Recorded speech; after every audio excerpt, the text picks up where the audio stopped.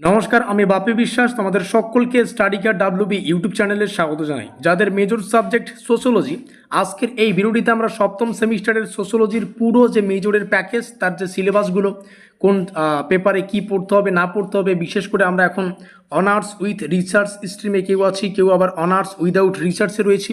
তো পুরো বিষয়টা আমাদের ডিটেলসে বুঝতে হবে। যাদের 75% বা তার বেশি স্কোর রয়েছে তারা অনার্স উইথ রিসার্চ নিয়ে পড়তে পারবে, আর যাদের 75% বা তার কম স্কোর আছে তারা কিন্তু অনার্স উইদাউট রিসার্চ স্ট্রিমে রয়েছে। তো সবাই ডিজার্টেশন বলে ব্যাপারটা শুনতেছো যারা অনার্স উইথ রিসার্চ নিয়ে পড়ছো। তো আজকের এই ভিডিওটিতে সেটা তোমরা পুরোটা জানতে চলেছো। আচ্ছা, পিডিএফটাতে একটু সমস্যা হচ্ছে, হয়তো অনেক কিছু জিনিস মিক্স হয়ে যেতে পারে তোমাদের বোঝাতে গেলে।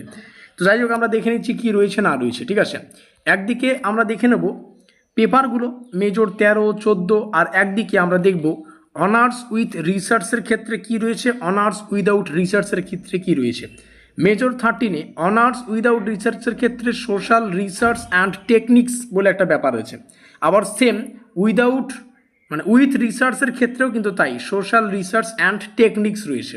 আমি যদি এখনই সংক্ষেপে বলি তো মেজর 13, তারপরে 14, তারপরে 15, এই তিনটা পেপার মেজর 13, 14, 15 তিনটা পেপারের যা সিলেবাস সেটা অনার্স উইদাউট রিসার্চের ক্ষেত্রেও যা, অনার্স উইথ রিসার্চের ক্ষেত্রেও কিন্তু তা।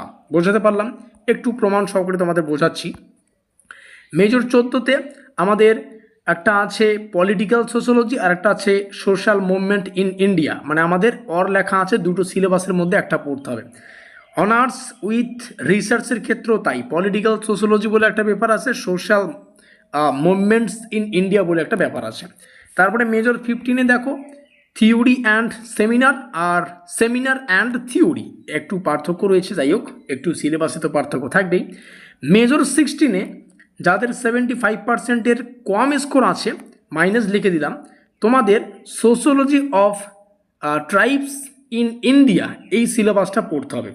আর যাদের 75% বা তার বেশি স্কোর রয়েছে তারা কিন্তু ফিল্ড সার্ভে অ্যান্ড ডিজার্টেশন যে পেপারটা রয়েছে, এটা কোনো থিওরিটিক্যাল পেপার না। ডিজার্টেশন কী বা কী বৃত্তান্ত, এখানে কি কাজ করতে হয়, এগুলো আমরা ইতিমধ্যে আলোচনা করেছি, চ্যানেলের একটা ভিডিওতে গিয়ে দেখে আসতে পারো।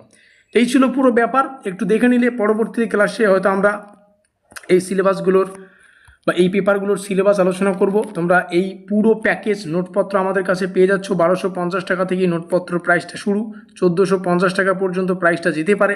তুমি অনার্স উইথ রিসার্চ নিয়ে পড়ো বা অনার্স উইদাউট রিসার্চ নিয়ে পড়ো, আমাদের নিচে দেওয়া যোগাযোগ নম্বরে যোগাযোগ করে আমাদের নোটপত্রগুলো সংগ্রহ করে তোমরা কিন্তু প্রস্তুতিটা নিতে পারবে। যেখানে অনার্স উইথ রিসার্চ নিয়ে পড়লে মেজরের 3টা পেপার পাচ্ছ, অনার্স উইদাউট রিসার্চ নিয়ে পড়লে মেজরের 4টা পেপার পাবে, 13, 14, 15, 16 যা যা রয়েছে তাই। শুধুমাত্র যোগাযোগ করে বলবে যে তোমার অনার্স উইথ রিসার্চ না উইদাউট রিসার্চ, মানে তোমাদের পার্সেন্টেজ কত রয়েছে সেটা যোগাযোগ করলে আমরা আমাদের থেকে নোট দিয়ে দেবো, সেই হিসেবে পড়া শুরু করো। যাই হোক, ভিডিওটিকে শেষ পর্যন্ত দেখার জন্য অসংখ্য ধন্যবাদ।